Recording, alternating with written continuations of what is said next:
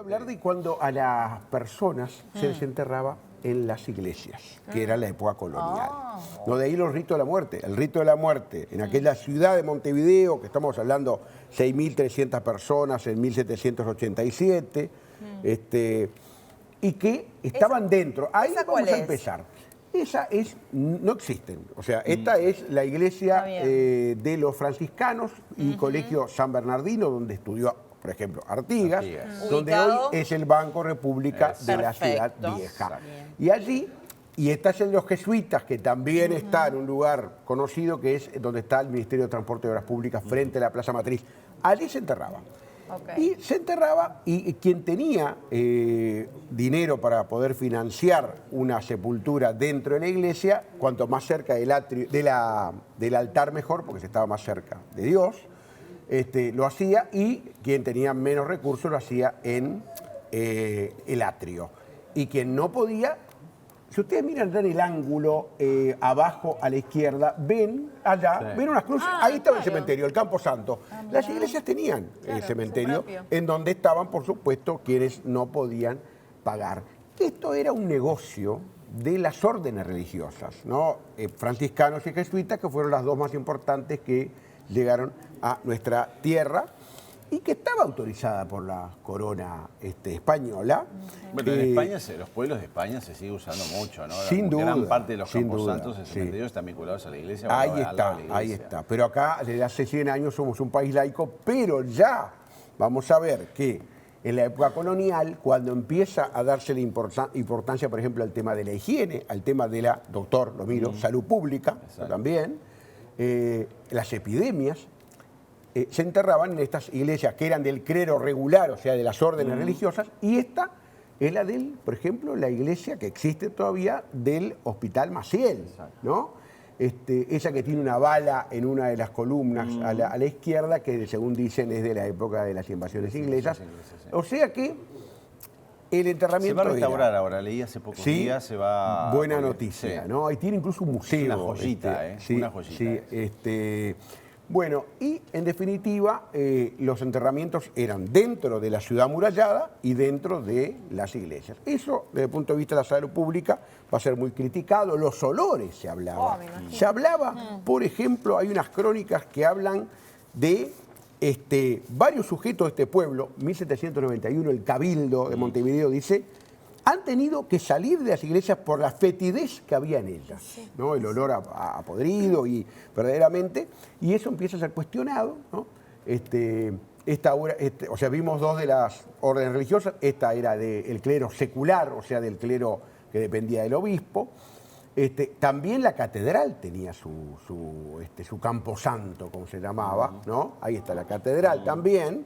Y bueno, pero ya en 1784, el rey Carlos III, ¿no? Yo cuando hablo de Carlos III no puedo evitar acordarme de esa canción que dice: con aire insigne se quitó el sombrero muy lentamente, le dijo a su lacayo con voz profunda, ¿no? Ahí está la Puerta de Alcalá. Carlos III. Era un rey, fue el primer rey ilustrado, de los llamados déspotas ilustrados, pero muy moderno.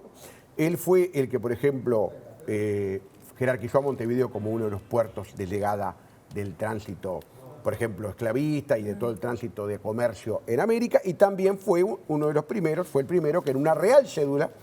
¿Saben lo que son las reales cédulas? Son las leyes, ¿no? de los reyes con respecto a América, que era el Reino de Indias.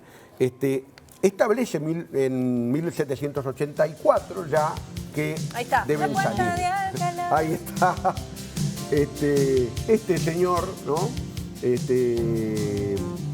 Una mañana fría llegó Carlos III. Siga, profe, siga. No, qué necesidad. Si cantan mejor que yo, Carlos. Víctor Manuel y Ana Belén.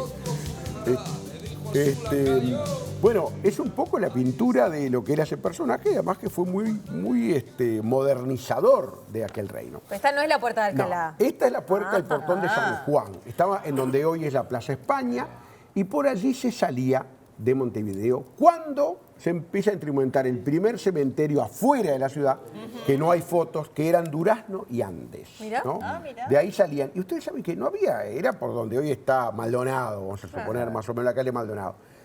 Iban con los féretros, no había caminos prácticamente, llevándolos, hay un grabado, ahí está. Ahí. El que tenía dinero alquilaba un cajón, incluso para llevar, hasta en camillas, los más pobres, eran llevados, ¿no? A ser enterrados en un cementerio que estaba en Durazno y Andes, que no hay fotos, pero que ahora vamos a ver un plano de Montevideo que nos va a mostrar perfectamente, ahí está. En este plano al sur hay una manzana que es una especie de herradura, no sé si la ven, ¿no? Abajo, ¿no? Al sur, bien al sur. Ese era el cementerio de Durazno y Andes. Exacto. Y más hacia el final, contra la derecha, estaba ya el Camposanto, del cual estuvo hablando Daniel Pelúa recién, el cementerio central.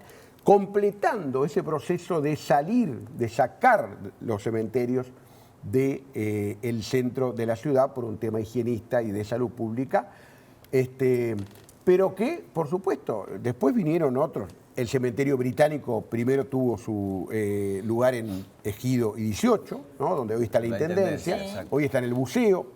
También el del buceo es de 1872, que lo vi, que escuché que hablaban con Daniel de eso. Y el de el norte es de 1929, ya bastante más moderno, está el de La Teja también, de cual se habló, ¿no? En el de La Teja está un presidente que es Tabaré Vázquez, precisamente, Exacto. sepultado. Pero cómo es que se va modernizando ese hábito, ese rito del enterramiento en los lugares sagrados y se lleva a lugares que hoy ni que hablar, los cementerios, parques incluso fuera de Montevideo. Fuera de Montevideo. ¿No? Y eso marca precisamente un proceso de un poco cuidar la salud pública y cuidar todo lo que es, sin duda, el contagio de epidemias, y eso que era bastante habitual en el siglo XVIII y que también, por supuesto, pasó hace unos años acá en el mundo, ¿no? Lo de la epidemia del COVID, y ahí está esa calle. Esa calle es Yaguarón, ¿no? Ahí está, al fondo está la rotonda de lo que es el Panteón Nacional, y esa calle se llamaba Calle de la Igualdad. Siempre se ha hablado de que la muerte iguala, pero si uno va a esos cementerios, ves que precisamente ahí vemos que la muerte No, no para iguala nada. tampoco. Basta ir a La Recoleta, en Argentina, donde hay unos mausoleos que son impresionantes, de sí. familias. Digo, y acá no hay tanta diferencia, si bien entre los ricos y los pobres es lo que tiene que ver con la muerte, pero sí también se nota en ese camino de la igualdad que se llamaba esa calle, en donde se llegaba al cementerio central precisamente. Tremendo. ¿Esto de qué año es esa Eso foto? ya, el cementerio seguramente Daniel lo dijo, 1835, esto ya es de los 60, porque el panteón, ok. la rotonda ya y el panteón es de 1860-63, por allí. Sí. Es una foto muy El interesante segundo del cuerpo es del CDF. 65, 64, 65. Ahí ya está, el segundo cuerpo. en donde hay, para acceder hay que pedir permiso porque está cerrado con llave, pero hay varios presidentes, seguramente ya de eso hablaron con Daniel, pero el turismo necrológico que hablaba Daniel, y la red de cementerios que hay en Uruguay. Hay algunos muy lindos, es horrible decir muy lindos. No, pero uno lo tiene que ver desde el lugar Sí. arquitectónico e histórico. ¿no? Recomiendo el de Paysandú. No pasa que uno por lo que general es- al cementerio sí, no va por ahí. al lado de la terminal, se llama el Monumento a la Perpetuidad. Ya hace tiempo que no funciona como tal, hoy es un lugar patrimonial. Y uno muy pequeño, muy pintoresco, en Conchillas, departamento Mirá, de Colonia. Colonia. Lo visité también por temas de trabajo.